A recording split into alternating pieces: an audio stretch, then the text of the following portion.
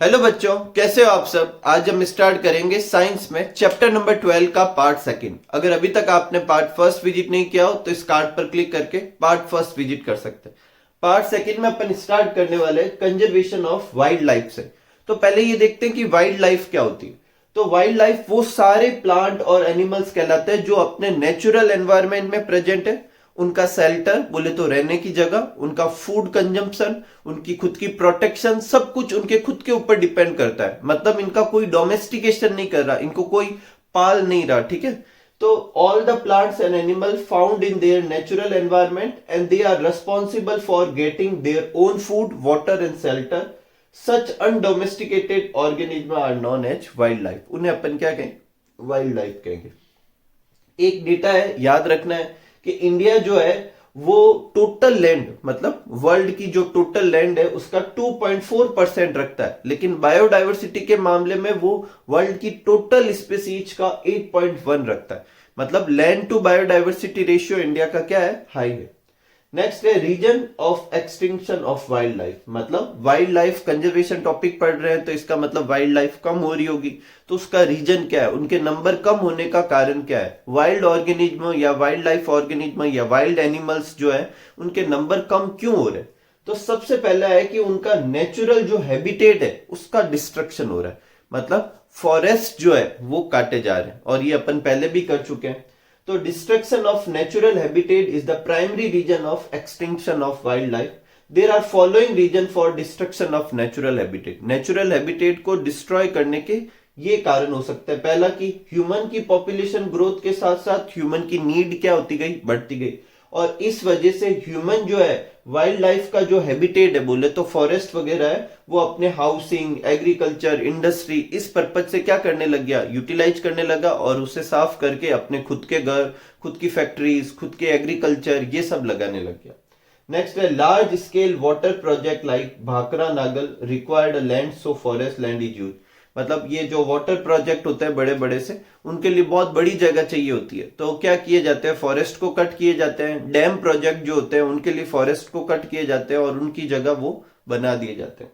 Next है oil leakage from oil tanks. मतलब ये जो सी ओशन वगैरह में जो भी जहाज वगैरह चलते हैं, जो भी इंडस्ट्री वगैरह चलती है, उनसे जो ऑयल लीक होता है वो पानी में फैल जाता है, और फिर वो पानी में जो एक्वेटिक ऑर्गेनिज्म है वो सरवाइव नहीं कर पाते। मतलब जो ओशियन हैबिटेट है उसको खराब कर रहा है। तो इस तरीके से अगर उनका नेचुरल हैबिटेट खराब होने लगेगा तो फिर वाइल्ड लाइफ ऑर्गेनिज्म भी क्या होंगे? खराब हो जाएंगे, मतलब उनके नंबर कम हो जाएंगे। नेक्स्ट है illegal poaching of wild life. बोले तो हंटिंग हो रही है और बहुत ज्यादा अमाउंट में हो रही है। लोग उनसे वैल्यूबल थिंग्स ऑब्टेन करने के चक्कर में उनको जरूरत से ज्यादा नंबर में क्या कर रहे जा रहे हैं? मार रहे हैं, ठीक है, जो कि लीगल भी नहीं है।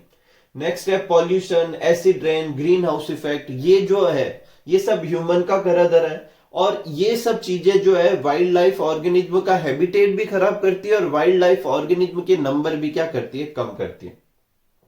नेक्स्ट है conflict between human and wild life. मतलब ह्यूमन और वाइल्ड लाइफ एनिमल्स के बीच में वो जो कॉन्फ्लिक्ट बोले तो जो अपन है, जैसे मान लो अगर कोई वाइल्ड लाइफ ऑर्गेनिज्म अपने नॉर्मल हैबिटेट में आ जाएंगे तो अपन डर के मारे उसे मार देते हैं, ठीक है, और वो अपने से मतलब डरने के चक्कर में वो अपन पे अटैक वगैरह करते हैं। तो अपन ऐसे जो फॉरेस्ट डिपार्टमेंट वाले होते हैं उन पीपल्स को क्या कर सकते हैं? अपन इन्फॉर्म कर सकते हैं कि भाई हमारे इधर कुछ आ गया। हाँ, कभी कभी सिचुएशन थोड़ी इमरजेंसी हो सकती है, लेकिन लोग अगर कोई वाइल्ड लाइफ ऑर्गेनिज्म आ जाए और वो किसी को मार भी नहीं रहा तो भी फॉरेस्ट डिपार्टमेंट वाले को नहीं बुलाते और उसको मार देते हैं, ठीक है। तो ये कुछ कॉन्फ्लिक्ट भी हो सकते हैं। इन सब वजह से वाइल्ड लाइफ क्या हो रही है? कम होती जा रही है। अब इसे कंजर्व कैसे करें? तो in India conservation of wild life was under the national forest policy. National forest policy से वाइल्ड लाइफ का कंजर्वेशन होता था, जो 1952 से 1972 तक चली। 1972 में एक वाइल्ड लाइफ प्रोटेक्शन एक्ट पास कर दिया गया था, जिसमें बाद में बहुत सारे चेंजेस के साथ आज तक इंप्लीमेंट किया जाता है। नेक्स्ट एक IUCN, इसकी फुल फॉर्म याद रखनी है, बहुत ही इंपॉर्टेंट एग्जाम में आती है। आई से क्या है? इंटरनेशनल, यू से यूनियन फॉर कंजर्वेशन, और एन से क्या है? नेचर। ये 1948 में एस्टेब्लिश हुई थी। इन्होंने एक बुक प्रिपेयर की जिसको कहते हैं रेड डेटा बुक। उसमें जो भी ऑर्गेनिज्म एक्सटिंक्ट हो चुके या एक्सटिंक्ट होने की कगार पे है, मतलब अब एक्सटिंक्ट हो सकते हैं, उनको इस बुक में रखा गया, और उन सारी स्पीसीज को 5 कैटेगरी में डिवाइड किया गया है। एक्सटिंक्ट स्पीसीज जो एक्सटिंक्ट हो चुकी है, endangered species, vulnerable species, rare species और इनसफिशिएंटली नॉन स्पीसीज। इन पांचों स्पीसीज के नाम आप याद रख लो। अब इनका डिस्क्रिप्शन देखो, एक चैप्टर है अपने चैप्टर नंबर 19 बायोडाइवर्सिटी, उसमें ये टॉपिक वापस आएगा, तो मैं दो बार नहीं करूंगा, मैं वहां पर इसको डिस्क्राइब करवा दूंगा। ये रेड डेटा बुक, IUCN, ये सब वापस वहां पर आएगा, तो वहां पर और डिटेल में कर लेंगे। नेक्स्ट, इनके कंजर्वेशन के लिए करेंगे क्या? तो जो national park, wild life sanctuary, biosphere reserve, ये सेट किए जाते हैं वाइल्ड लाइफ के कंजर्वेशन के लिए। ये सब क्या है अभी अपन आगे समझते हैं, पहले आप ये नोट कर लीजिए, फिर अपन आगे बढ़ते हैं। देखो, वाइल्ड लाइफ कंजर्वेशन के लिए अपन को 3 चीजें करनी है। एक तो अपन को स्टडी करना है नेशनल पार्क, ठीक है। नेशनल पार्क के अलावा अपन को वाइल्ड लाइफ सेंचुरी करनी है, ठीक है, सेंचुरी करनी है अपन को, और बायोस्फीयर रिजर्व, ये 3 चीजें करनी है। और बच्चे इन तीनों में बहुत कंफ्यूज रहते हैं कि इन तीनों में डिफरेंस क्या है, तो आप इस टॉपिक को अच्छे से समझे, आपको समझ में आएगा। सबसे पहले अपन लेते हैं नेशनल पार्क। तो नेशनल पार्क जो होता है, वो गवर्नमेंट जो होती है वो एक पर्टिकुलर एरिया को क्या करके रखती है, प्रोटेक्ट और प्रिजर्व करके रखती है। किसके लिए रखती है? ताकि कंजर्वेशन ऑफ वाइल्ड लाइफ और बायोडाइवर्सिटी को कंजर्व कर सके। साथ ही साथ में उस पर्टिकुलर जगह में कुछ नेचुरल कल्चर और हिस्टोरिकल सिग्निफिकेंस भी होना चाहिए। तो उस पूरे एरिया को जो गवर्नमेंट होती है वो क्या करती है, प्रोटेक्ट और प्रिजर्व करती है। सर्टेन जो चीजें होती है उनसे वो वहां पर बिल्कुल बैन होती है। उस पर्टिकुलर एरिया को अपन क्या कहते हैं, नेशनल पार्क कहते हैं। अब जो नेशनल पार्क होगा उसमें क्या क्या चीजें होती है, ये जो पॉइंट मैं बता रहा हूं, इन चीजों से आप बाकी की 2 चीजों से इसे सेपरेट कर सकते हैं। पहला, नेशनल पार्क जो होता है उसमें ह्यूमन एक्टिविटी जो होती है वो बिल्कुल अलाउड नहीं होती, ठीक है। जैसे वहां पर कटिंग नहीं हो सकता, ग्रेजिंग नहीं हो सकती, हंटिंग नहीं हो सकती, लिविंग नहीं हो सकती, वहां पर कोई रह नहीं सकता, बिल्कुल ह्यूमन एक्टिविटी कोई अलाउड नहीं होती। अगर आपको नेशनल पार्क विजिट करना है तो आपको ऑफिशियल परमिशन की रिक्वायर्ड होती है, ऐसे नहीं कि आप कोई भी उसके अंदर चला जाए। और जो उसका कंट्रोल, मैनेजमेंट, पॉलिसी मेकिंग, ये सब सेंट्रल गवर्नमेंट खुद करती है। कोई भी प्राइवेट ऑर्गेनाइजेशन वहां पर अलाउड नहीं होती, उनका कोई भी इंटरफेरेंस वहां पर अलाउड नहीं होता। अगर नेशनल पार्क टूरिज्म के हिसाब से अलाउड है तो वो पूरे नेशनल पार्क नहीं होगा, एक स्मॉल एरिया में होगा। इंडिया में बहुत सारे नेशनल पार्क है, उसमें से ये जो कुछ नेशनल पार्क अपनी बुक में दे रखे हैं और कभी कभी पूछे भी जाते हैं कि जैसे ऐसे पूछ ले कि काजीरंगा नेशनल पार्क कौन से स्टेट में है, तो अपन को आंसर देना है आसाम में। गिर नेशनल पार्क किसमें, गुजरात में। या फिर अपन को ऐसे पूछ ले कि राजस्थान में जो 2 नेशनल पार्क है उनके नाम बताओ, तो रणथंबोर और केवला देव, ठीक है, इसे केवला देवी नाम से भी लिखा हुआ आपकी बुक में। तो ये सब अपन को नेशनल पार्क के बारे में, आपको ये सारे के सारे नेशनल पार्क के नेम और उनके स्टेट के नेम भी आपको क्या करने पड़ेंगे, याद करने पड़ेंगे, ठीक है। तो पहले आप ये नोट कर लीजिए, फिर अपन आगे बढ़ते हैं। नेक्स्ट लेते हैं वाइल्ड लाइफ सेंचुरी। तो देखो, वाइल्ड लाइफ सेंचुरी जो होती है वो सिर्फ और सिर्फ वाइल्ड लाइफ को कंजर्व करने के लिए यूज की जाती है, ठीक है। जो मतलब और जो चीजें हैं उन पे फोकस नहीं रहता, वाइल्ड लाइफ और स्पेशली एनिमल्स पे, उन पे फोकस किया जाता है, ठीक है।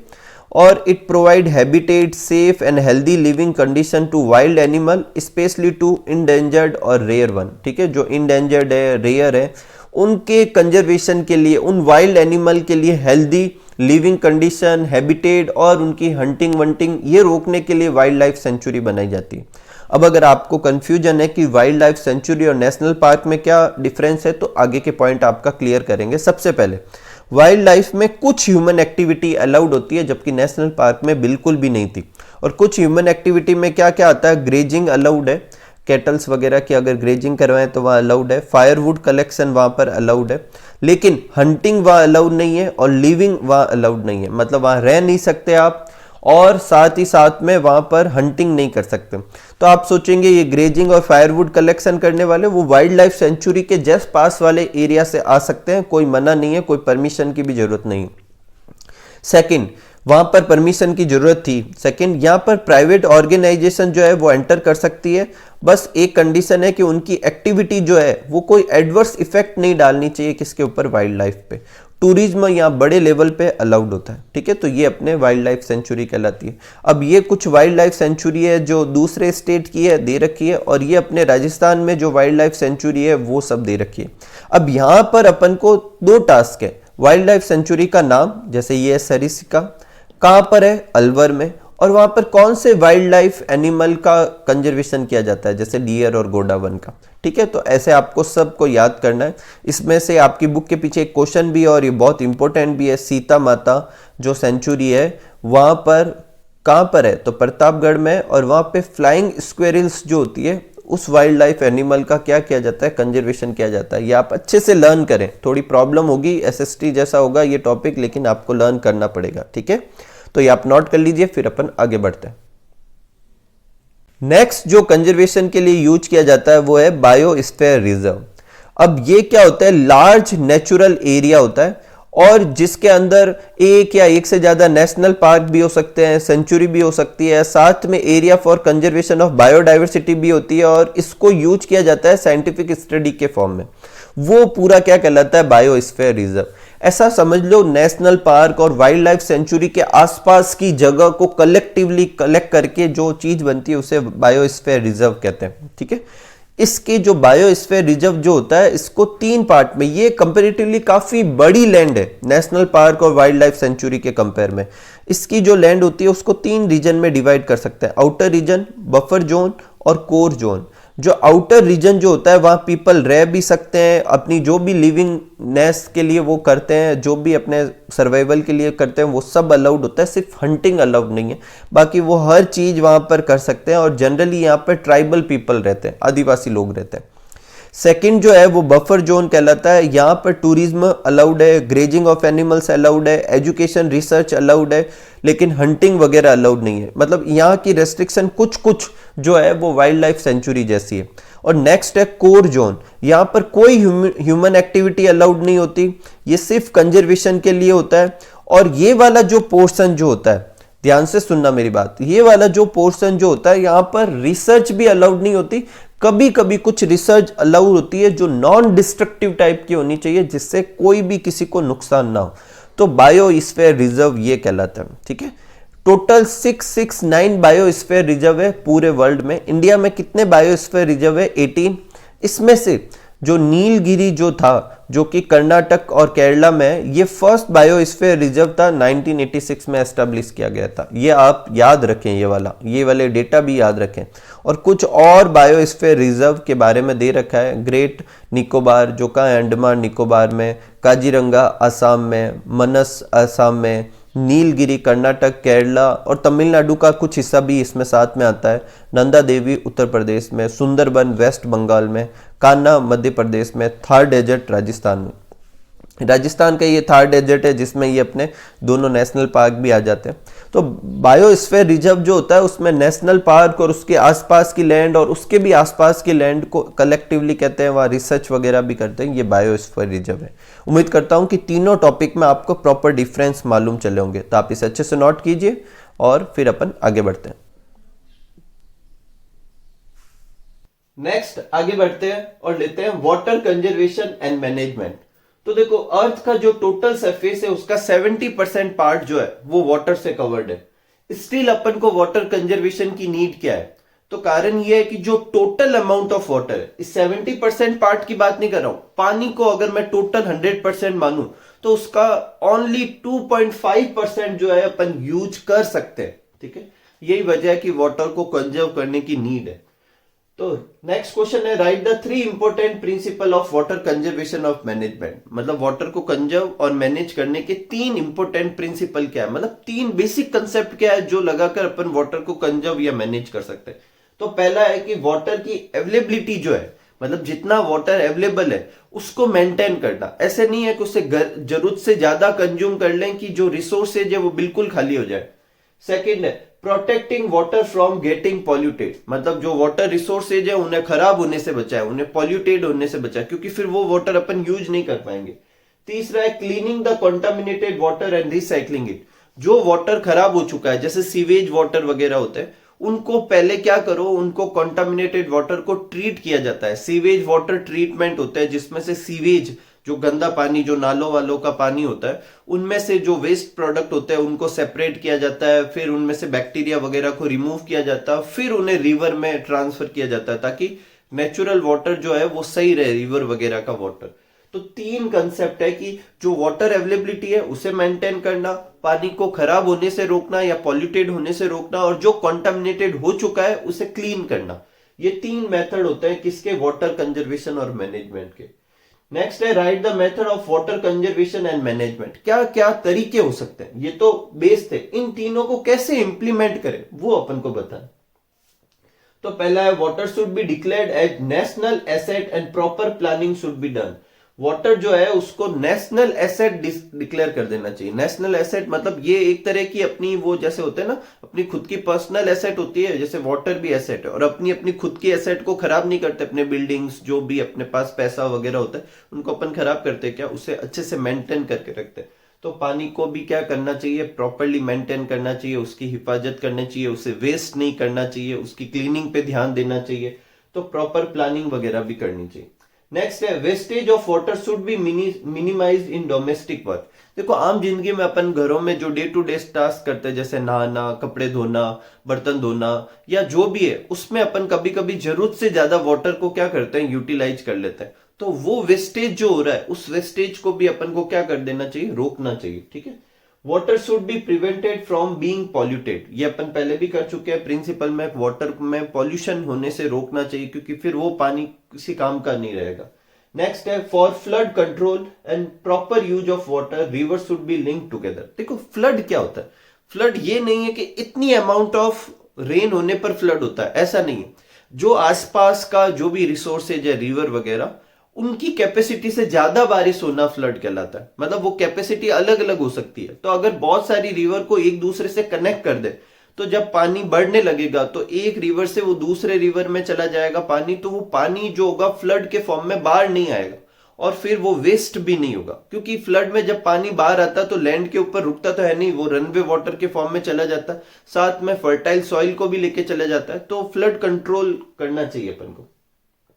नेक्स्ट है फाउंटेन मेथड और ड्रिप मेथड से क्या करनी चाहिए, इरिगेशन करनी चाहिए। और ये देखो आपकी बुक के पीछे एक क्वेश्चन है, ठीक है, कि इरिगेशन के मेथड बताओ। तो ये जो है, ये फाउंटेन मेथड, ड्रिप मेथड, ये जो है वो क्या है, इरिगेशन के मेथड है। अब देखो फाउंटेन और ड्रिप मेथड में इनमें क्या किया जाता है, एक तो तरीका होता है कि जो फार्म है उसमें डायरेक्टली पानी डाल दो बहुत सारा, लेकिन इस पानी से पानी जो होता है वो जरूरत से ज्यादा कहां चला जाएगा, नीचे। देखो जब सॉइल में पानी डालते हैं तो पानी जो होता है वो नीचे की तरफ मूव करने लगता है और ग्रेविटेशन की वजह से बहुत नीचे भी चला जाता है, जिसे ग्रेविटेशनल वाटर कहते हैं। और वो पानी सॉइल पार्टिकल यूज नहीं कर पाते, सॉरी प्लांट जो होते हैं वो यूज नहीं कर पाते। प्लांट कौन सा वाटर यूज कर पाते हैं, जो सॉइल पार्टिकल के बीच बीच में रहता है, जिसे कैपिलरी वाटर कहते हैं। हायर क्लासेज में आप पढ़ेंगे, सिर्फ वो वाटर को प्लांट क्या कर पाते हैं, यूज कर पाते हैं। तो ऐसे एक साथ जरूरत से ज्यादा पानी डालने का कोई सेंस नहीं बनता। तो ड्रिप मेथड या फाउंटेन मेथड से आपने देखा होगा, वो ऐसे पाइप जैसे लगाए रहते हैं और फाउंटेन निकलता रहता है। तो वो जो पानी गिरेगा वो धीरे धीरे ऊपर की तरफ गिरता रहता है और वो सॉइल के पार्टिकल के बीच बीच में रहता है, जिसे प्लांट क्या कर सकते हैं, यूटिलाइज भी कर सकते हैं। तो उस मेथड से इरिगेशन करना चाहिए। Water should be collected by rain water harvesting. देखो जब बारिश होती है तो बहुत सारा पानी ग्राउंड पे आता है, और अगर उसे अच्छे से कलेक्ट करें या उसका मैनेजमेंट ना करें तो वो सारा का सारा पानी रनवे वाटर के फॉर्म में निकल जाता है और आगे चला जाता है। लेकिन अगर अपन प्रॉपर उसको स्टोर करने के लिए कुछ ना कुछ करें तो उसे अपन स्टोर कर सकते हैं और बाद में बारिश के बाद में अपन उसको क्या कर सकते हैं, यूटिलाइज कर सकते हैं। ट्रेडिशनली भी बहुत सारे मेथड यूज किए जाते थे, जब भी अभी आगे अपन पढ़ेंगे, खाड़ी, टोबा, पॉन्ड, ये सब जो होते थे, लेक, ये सब क्या है, ट्रेडिशनल वाटर हार्वेस्टिंग सिस्टम है। और आजकल लोग क्या करते हैं, मतलब ऐसे ऐसी जगह बन गई है जहां घरों में क्या करते हैं, छत पे जो होते हैं वाटर हार्वेस्टिंग के लिए क्या कर सकते हैं, मतलब इक्विपमेंट लगा लेते हैं, जिससे बारिश का पानी वहां पर वो क्या कर सके, इकट्ठा कर सके। Water should be collected by rain water harvesting, ये हो गया। Ground water shouldn't be over exploited. देखो ग्राउंड वाटर बोले तो जो ग्राउंड के अंदर पानी है उसको जरूरत से ज्यादा एक्सप्लॉइट नहीं करना चाहिए। इसके बहुत सारे हार्मफुल इफेक्ट हो सकते हैं, जैसे जो रिवर वगैरह वो अगर बिल्कुल खाली हो जाएगी तो हो सकता है कि वहां पर धीरे धीरे मतलब सॉइल डिपोजिट होने लगे और वो रिसोर्सेज पूरा ही बंद हो जाए, मतलब वहां पर मतलब उसकी डेप्थ कम होने लग जाए। दूसरा प्रॉब्लम क्या है, सपोज करो कि आसपास कोई और रिसोर्सेज है तो उससे सैलाइन वाटर जो है वो उस रिसोर्सेज में मिक्स हो सकता है, ठीक है, वो रिसोर्सेज कंप्लीटली ड्राई अप हो सकता है। तो जो अपन को ग्राउंड वाटर है उसको इतना यूज नहीं करना चाहिए कि वो बिल्कुल ही खत्म हो जाए, मतलब उसे प्रॉपरली टाइम देना चाहिए रिसाइकल होने का। मतलब ग्राउंड वाटर बारिश वारिश की वजह से वापस रिचार्ज होगा, मतलब उसमें वापस ग्राउंड में वाटर क्या होने लगेगा, फ्री फिल होने लगेगा, तो वो टाइम देना चाहिए। ये अपना लास्ट पॉइंट है कि वाटर का क्या करना चाहिए, रिसाइकलिंग करनी चाहिए। नेक्स्ट है इंटीग्रेटेड वाटर शेड मैनेजमेंट। देखो वाटर शेड मैनेजमेंट क्या होता है, एक बहुत बड़ी सी लैंड होती है और उस बड़ी बड़ी लैंड पे क्या करते हैं, ऐसे छोटी छोटी सी ड्रिप बना देते हैं, मतलब ऐसे कैनाल टाइप बना देते हैं, और इन सब पे जो भी नेचुरली पानी ऊपर से आ रहा है, बारिश से आ रहा है, वो सब एक कॉमन पॉइंट की तरफ क्या करता है, मूव करता है। इस चीज को क्या कहते हैं, वाटर शेड कहते हैं, ठीक है। तो water shade is Jio hydrological unit of a land. Jio hydrological मतलब सॉइल, मतलब जो लैंड है उसको इस तरीके से रखते हैं कि पानी जो है फ्लो करे। Unit of a land whose water flow towards one common point, तो आसपास का सारा पानी उस जगह पर क्या होने लगेगा, इकट्ठा होने लगेगा, और वो एक वाटर रिसोर्सेज की तरह काम कर सकता है। ये तो हुआ अपना वाटर शेड। अब वाटर शेड मैनेजमेंट का क्या मतलब है, तो देखो मैनेजमेंट का हमेशा भी मतलब यही होता है कि क्रिएटिंग और implementing plans, program and project. किसी पर्टिकुलर चीज के लिए प्लान बनाना, प्रोजेक्ट बनाना, उसे इम्प्लीमेंट करना और उसके लिए प्लानिंग करना, ये सब मैनेजमेंट पे कहलाता है। और अगर ये अपन वाटर शेड के लिए करें कि भाई कैसे इस वाटर शेड के फंक्शन को ज्यादा पानी वहां पर स्टोर करा सके, कैसे उसको ज्यादा से ज्यादा प्रॉपर तरीके से इम्प्लीमेंट कर सके वो, और ज्यादा लंबे समय के लिए पानी वहां पर रख सके, ये सब चीजें क्या कहलाएगी, वाटर शेड मैनेजमेंट। अपनी हेडिंग ना तो वाटर शेड थी ना वाटर शेड मैनेजमेंट, अपनी थी इंटीग्रेटेड वाटर शेड मैनेजमेंट। तो इंटीग्रेटेड का क्या मतलब है, इस वाटर शेड मैनेजमेंट के साथ कुछ और भी क्या करना, साथ में कुछ और भी करना, वो अपना कहलाएगा इंटीग्रेट वाटर शेड मैनेजमेंट, जिसे शॉर्ट में IWM कह सकते हैं। अब देखो इस IWM के 3 पार्ट होते हैं, एनवायरमेंटल मैनेजमेंट, इकोनॉमिकल मैनेजमेंट और सोसाइटी मैनेजमेंट। बोले तो पानी को तो मैनेज करना है, इन 3 पॉइंट को भी करना है। देखो एनवायरमेंटल मैनेजमेंट में क्या करना है, वाटर की क्वालिटी पे ध्यान देना है, बायोडाइवर्सिटी लॉस ना हो ये ध्यान देना है, पॉल्यूशन ना हो ये ध्यान देना है, और क्लाइमेटिक चेंज पे ध्यान देना है। इकोनॉमिक पे क्या ध्यान देना है कि मैन्युफैक्चरिंग भी होता रहे इसके आसपास, जहां ये लैंड है वाटर साइड की लैंड, उन सब पे ये सब काम होना चाहिए। एग्रीकल्चर भी कर सके, वहां फॉरेस्ट्री भी हो सके, टूरिज्म से, ताकि इकोनॉमी सही रहे। और हाइड्रो पावर, मतलब ये जो पानी गिर रहा है कहीं से आ रहा है, इससे इलेक्ट्रिसिटी वगैरह भी जनरेट कर सके तो अच्छी बात है। सोसाइटी मैनेजमेंट में क्या आएगा, इस पानी को क्या ड्रिंकिंग पर्पज के लिए यूज कर सकते हैं, फ्लड कंट्रोल ये वाला ध्यान देना चाहिए। लैंड को किस तरीके से यूज करें आसपास, ऐसा नहीं है कि सिर्फ पानी के लिए ही रख दिए, वो लैंड फालतू की कुछ काम नहीं आ रही तो वहां फार्मिंग वगैरह और भी कुछ क्या कर सकते हैं। वेस्ट मैनेजमेंट पे ध्यान देना चाहिए। तो IWM is the process of managing human activity and natural resources on water shade basis, मतलब जहां वाटर शेड वाला एरिया है वहां पर अपन नेचुरल रिसोर्सेज और ह्यूमन एक्टिविटी को भी साथ में मैनेज करें, taking into account of social, economic and environmental issue. मतलब इन सब चीजों को मैनेज करते हुए अगर वाटर शेड का ध्यान रखें तो इसे कहेंगे integrated water shade management. India में जो ये है कलेक्टिवली 2 चीजों से चल रहा है, एक तो मिनिस्ट्री ऑफ एग्रीकल्चर और rural development of ministry of forest, ये दोनों जो है ये मिलकर इस चीज को क्या करते हैं, हैंडल करते हैं। तो पहले आप ये नोट कर लीजिए, फिर अपन नेक्स्ट टॉपिक करते हैं कि राजस्थान में रेन वाटर हार्वेस्ट, बोले तो बारिश का जो पानी आता है उसे कलेक्ट करने के लिए ट्रेडिशनली क्या क्या चीजें यूज की जाती थी। तो पहले आप ये नोट कर लीजिए, फिर अपन आगे वो टॉपिक करते हैं। नेक्स्ट टॉपिक है अपना रेन वाटर हार्वेस्टिंग।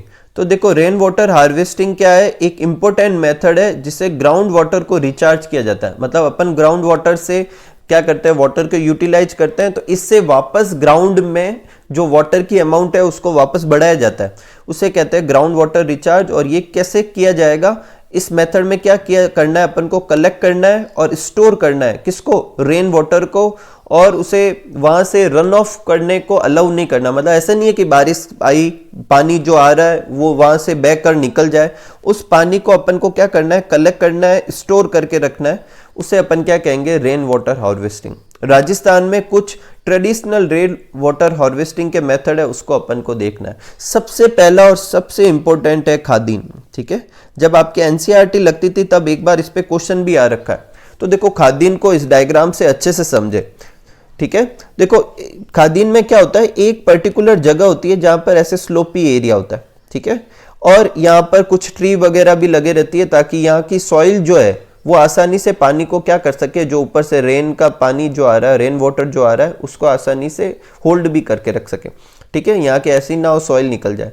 तो जब यहाँ पर पानी गिरेगा वो पानी यहाँ से फ्लो होने लगेगा। तो आगे क्या करते हैं, एक ऐसी जगह होती है और इस स्लोपी एरिया का एक एंड जो होता है वो अपन वहां पर स्टोन की एक वॉल बना लेते हैं, ईंटों की एक वॉल बना लेते हैं। बाकी की दो साइड जो है उन दो साइड पे मिट्टी से बना लेते हैं। एक साइड तो ओपन रखेंगे पानी आने के लिए, और तीसरी साइड में अपन स्टोन की वॉल लगा देते हैं। इससे क्या होगा, जो यहाँ का जो बारिश का पानी आएगा वो यहाँ पर होल्ड होगा और रुकेगा, और धीरे धीरे ये ठहरा हुआ पानी कहाँ जाने लगेगा, नीचे जाने लगेगा, जिसे सीपेज कहते हैं, सीपेज ऑफ वाटर। और जिससे ग्राउंड में वाटर की अमाउंट वापस बढ़ती है, तो ग्राउंड वाटर रिचार्ज हो जाता है। अगर मान लो यहाँ पर बारिश के समय पानी बहुत ज्यादा आ गया तो वो इस बंद से ऊपर निकल जाएगा और पीछे की तरफ एक डग वेल रखा जाता है जिसमें इकट्ठा हो सकता है। ठीक है, जब ये पानी टाइम के साथ धीरे धीरे नीचे की तरफ चला जाएगा तो ग्राउंड वाटर की अमाउंट बढ़ गई। फिर जब ये ऊपर से सूखा हुआ लगता है तो अब इस पे एग्रीकल्चर करते हैं, मतलब खेती बाड़ी कर देते हैं। ये मेथड क्या कहलाता है, खादीन कहलाता है। बहुत ही इंपॉर्टेंट क्वेश्चन बन सकता है। जब आपके जितने भी रेन वाटर हार्वेस्टिंग के ये जो दे रखे हैं राजस्थान में, इनमें सबसे इंपॉर्टेंट यही है। नेक्स्ट है पॉन्ड। देखो पॉन्ड क्या होता है, pond is form by making depression, एक खड्डा बना देते हैं और मतलब अर्थ की सरफेस पे, छोटा नहीं थोड़ा बड़ा, जिसमें जब बारिश आए तो यहाँ पर पानी क्या होने लगे, फिल होने लगे। इस चीज को अपन क्या कहते हैं, पॉन्ड कहते हैं। एकदम सिंपल सा। कभी कभी इस पॉन्ड के आसपास एक छोटा सा कुआं टाइप, वेल टाइप और बना देते हैं जिसे बेरी कहते हैं। ठीक है, लेक क्या होता है, लेक भी पॉन्ड की तरह ही होता है। ये नेचुरल बहुत बड़ा सा डिप्रेशन होता है किसी जगह पर, और पॉन्ड के कंपेयर में इसका सरफेस एरिया, इसकी डेप्थ दोनों ही बहुत ज्यादा होती है, और यहाँ पर भी पानी इकट्ठा होता है। जोधपुर में जो कायलाना लेक है वो इसी का एक एग्जाम्पल है। ठीक है, उदयपुर में बहुत सारी लेक है। नेक्स्ट है स्टेप वेल। स्टेप वेल क्या होता है, बेसिकली एक तरह का वेल ही है, लेकिन इसके चारों तरफ देखो आपको स्टेप्स दिख रही है। तो यहाँ पर अपन को इसके पास में जाने के लिए अपन स्टेप्स को क्या कर सकते हैं, यूज कर सकते हैं। इसे बावड़ी भी कहते हैं। A step well is a type of well in which water can be reached by walking on the set of steps.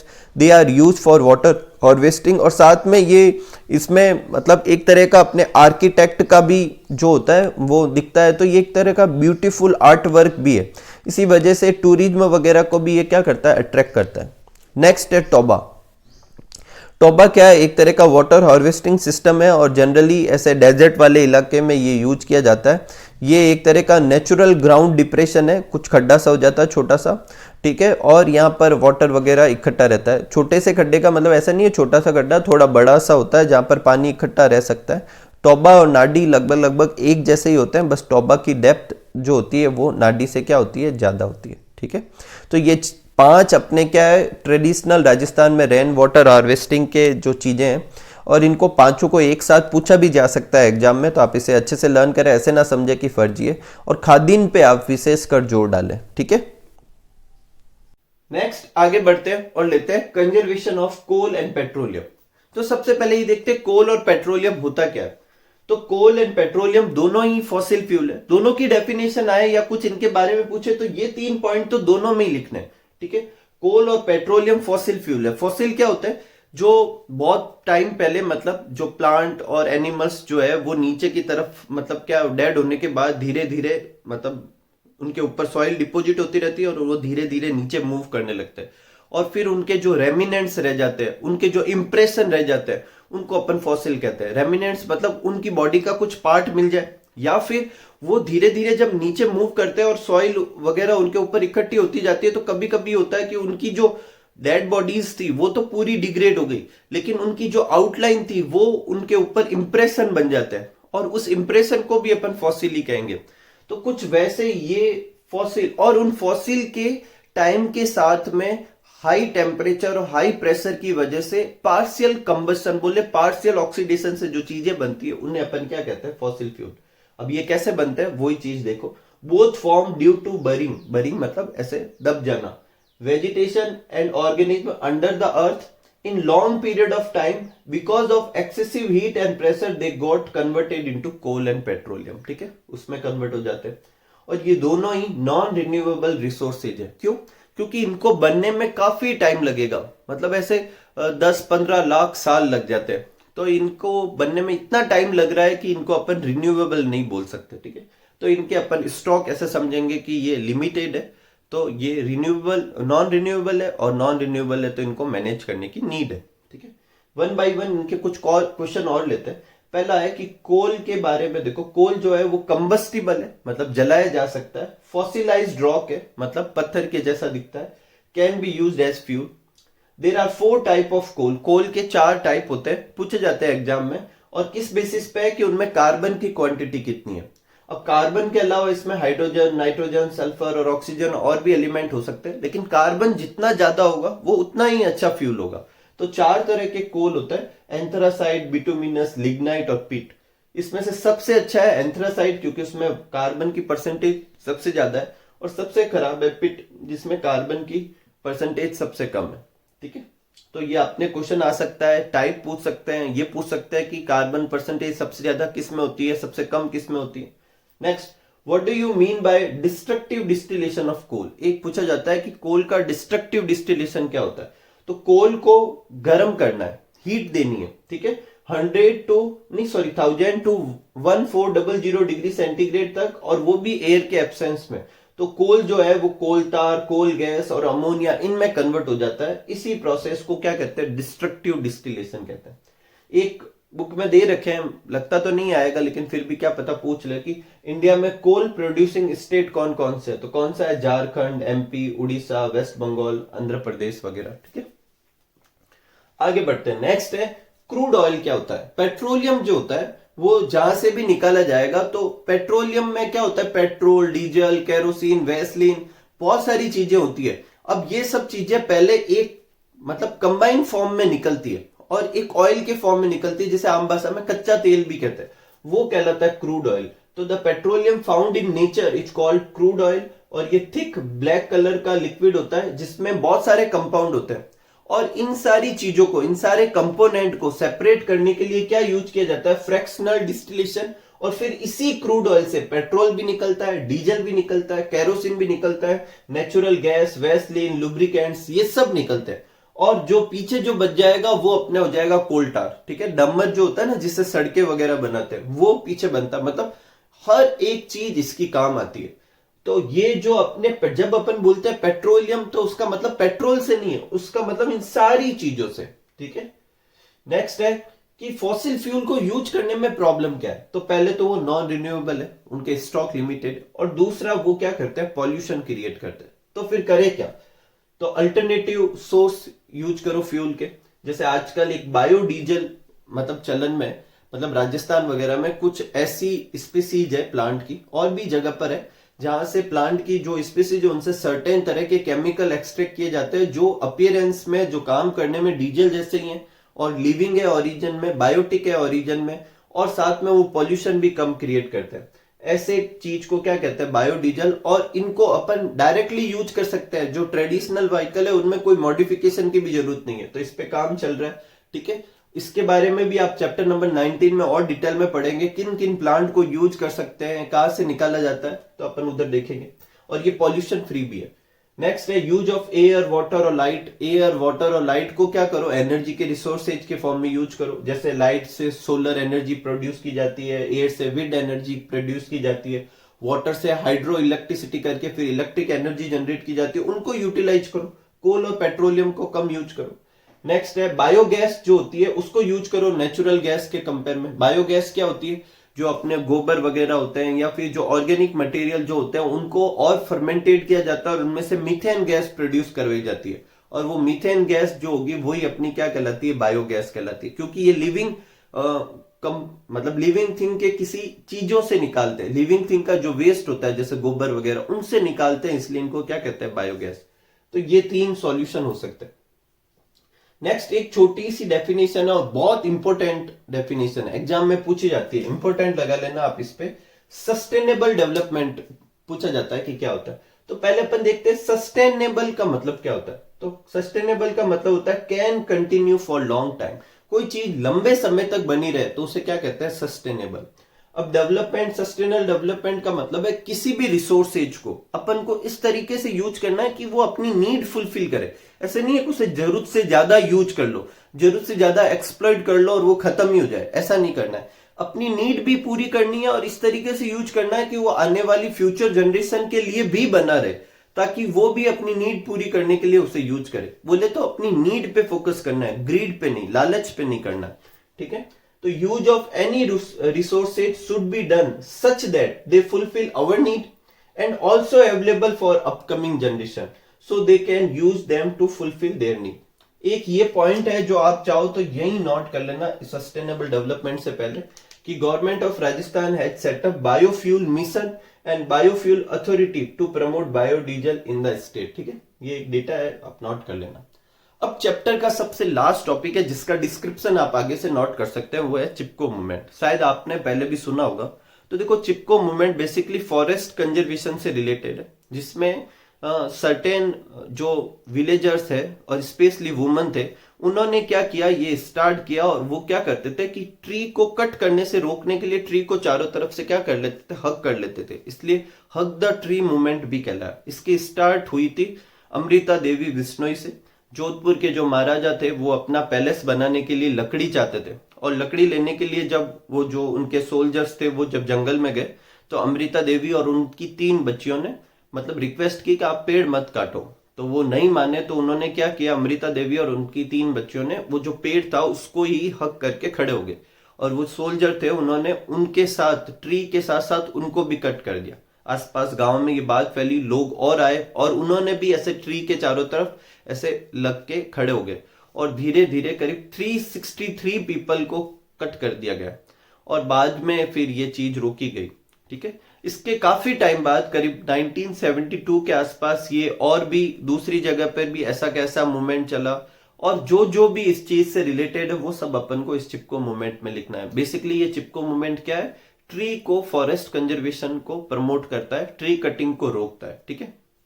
Next एक चीज, क्योंकि राजस्थान में ये जो चीज थी अमृता देवी बिश्नोई वाली, ये जोधपुर के खेजड़ी में हुई थी, और वो खेजड़ी का पेड़ था, और खेजड़ी के पेड़ को फिर बाद में क्या कर दिया गया, स्टेट ट्री घोषित कर दिया गया। तो अपन को पूछे कि राजस्थान का स्टेट ट्री क्या है, तो क्या है, खेजड़ी, जिसे कल्प वृक्ष भी कहते हैं, और साइंटिफिक नाम भी याद रखना है, प्रोसोपिस साइनेरिया। और ये सारी इंफॉर्मेशन आप आगे से नोट कर सकते हैं।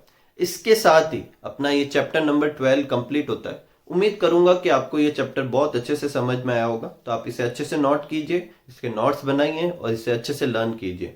तो मिलते हैं अगले चैप्टर में, तब तक खूब खुश रहिए, खूब मस्त रहिए और खूब एंजॉय कीजिए अपनी लाइफ को। Thank you for watching.